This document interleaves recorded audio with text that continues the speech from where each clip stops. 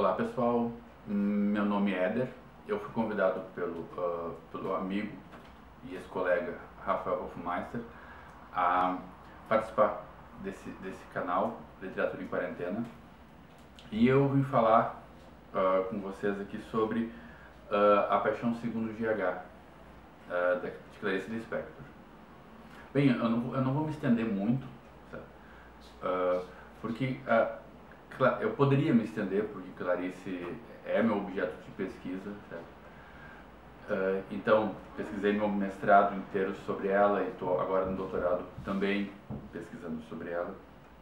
Mas eu não vou me estender muito, porque eu quero deixar esse vídeo curto, sabe? Ele me interessar a vocês também com um vídeo curto. E, na verdade, ele se trata de um convite a ler essa obra. Bem, primeiramente eu vou fazer um resumo muito básico, assim, sabe? Um pouco da vida da Clarice. Dizer que a Clarice não é brasileira, ela nasceu na Ucrânia, em um vilarejo chamado Tchetchenik, em 1920.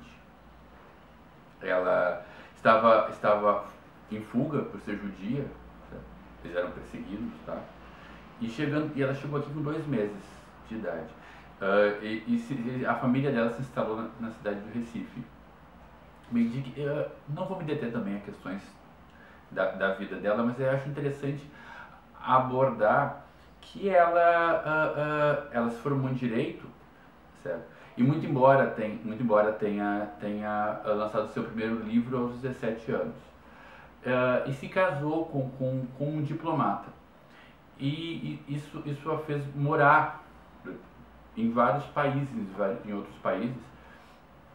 E o que isso interessa na questão ligada à obra da Clarice, em que isso reflete na obra da Clarice? Na verdade, a gente não vamos encontrar nada relativo ao que se chamaria uma narrativa de viagem, um relato de viagem, ou descrições de paisagens, assim. Não, isso não vai ter na Clarice. O que vai ter muito forte, muito emblemático da literatura dela, é uma clandestinidade, é um estranhamento. A literatura, os temas da Clarice se revelam a esse estranhamento frente ao mundo, frente aos detalhes do mundo, certo? Então, isso está muito vivo na obra Na Paixão Segundo GH. Bem, A Paixão Segundo GH é a história de uma narrativa em primeira pessoa.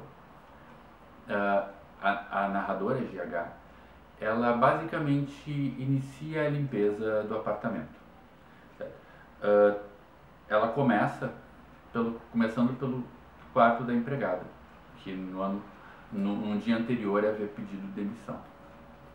Bem, eu acho que o mais interessante, assim, observar aqui, né, nessa questão, na obra em si, é que ela é uma narrativa em primeira pessoa, e ela se refere a um fato que aconteceu no dia anterior.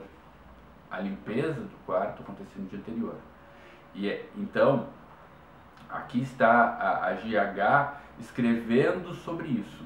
Eu vou ler o primeiro parágrafo, que ele é muito importante nesse sentido, assim. Estou procurando, estou tentando entender, tentando dar a alguém o que vivi e não sei a quem, mas não quero ficar com o que vivi. É interessante observar que o fato dela procurar entender, procurar dar a alguém, já revela uma função da literatura aí dentro. A linguagem, o discurso dela é aquilo que vai ajudar ela a entender e ajudar ela a dar isso que ela a gente entende, assim, a grande questão aqui da Clarice é essas relações dela com a metalinguagem, que eu falo de metalinguagem, é a linguagem sobre a linguagem, certo? Então todo esse trajeto, toda essa escrita, essas mais de 170 páginas do romance, são um trajeto de organização. Olhem aqui.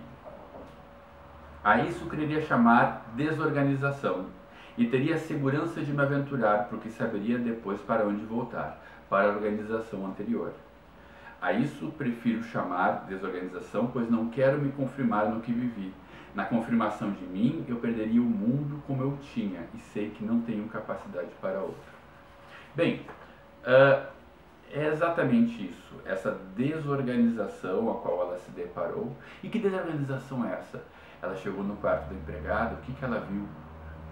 Eu vou dar um pequeno spoiler, que já está na capa do livro aqui. Ela encontrou uma barata. E essa barata era um caminho para algo. Algo que está muito presente na nossa vida, assim, algo que está muito presente no nosso dia a dia. Certo? A desorganização natural das coisas. A natureza em sua desorganização plena. Certo? E isso é muito interessante e é muito vivo na literatura da Clarice. Certo? Essa natureza desorganizada que desorganiza o ser.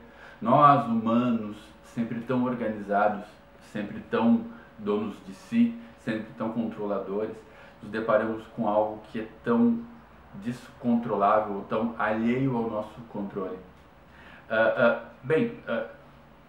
Além disso, assim, eu não quero me aprofundar mais nas questões do romance, porque eu quero muito que vocês o leiam, e essa é uma atividade muito válida para a quarentena agora.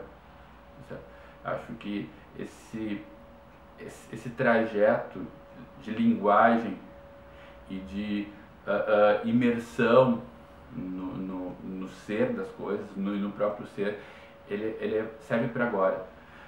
E eu vou confessar, assim, do quanto esse romance me afeta me afetou e me formou enquanto pessoa. Ele tem essa... muitas vezes, quando nós nos deparamos com questões como essa que nós estamos vivendo hoje, ou questões muito maiores do que nós, ou questões que... nossa vaidade, né? Questões ligadas à nossa vaidade, ao nosso ego, ao nosso narciso tão presente, né?